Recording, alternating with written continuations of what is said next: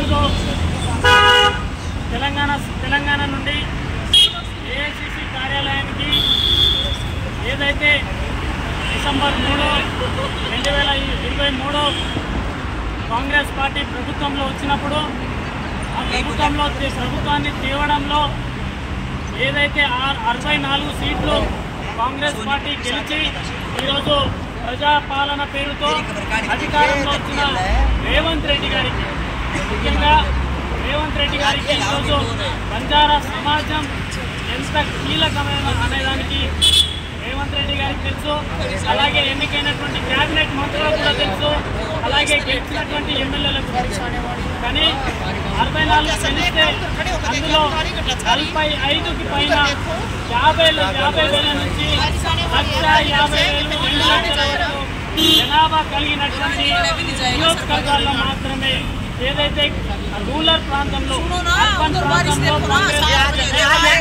దీనికి కారణం మీకు అందరికీ తెలుసు.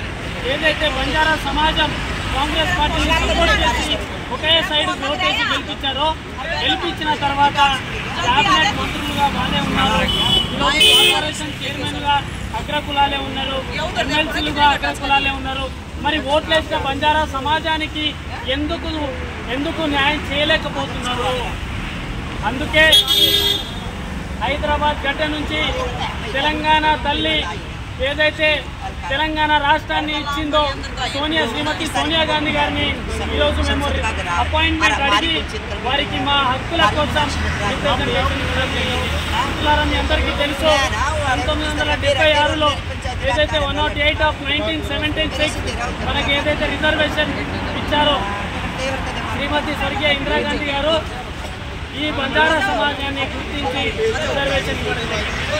ఆ తర్వాత రాజీవ్ గాంధీ గారు 4,000 పైగా తండాలు ఈరోజు జనపంచాయతీలో అయ్యారంటే రాజీవ్ గాంధీ గారి ఆశీర్వాదం. కానీ ఇప్పుడు 1980 నుండి ప్రతి క్యాబినెట్లో ఒక లంబాడా మంత్రి ఉండే. మీరు అనుకోవచ్చు, చూడొచ్చు, కోరిక జగన్ నాయక్, ధరావత్ రవీందర్ నాయక్, కోరిక బలరాం నాయక్, తర్వాత చందులాల్ నాయక్, తర్వాత సత్యవతి రాథోడ్, ఇలా చెప్పుకుంటూ పోతే చాలామంది బంజారా నాయకులు క్యాబినెట్ మంత్రులుగా, అలాగే సెంట్రల్ మినిస్టర్గా, అలాగే రాజ్యసభ సభ్యులుగా అయ్యారు. కానీ 2023 ఎలక్షన్లో గెలిపించిన బంజారా సమాజానికి ఎందుకు క్యాబినెట్లో మంత్రి అవకాశం గెలిపించలేకపోతున్నారు? కేవలం ఓట్ల వరకేనా? త్యాగమేమో మాది, భోగం మీది, ఓట్లేమో మావి.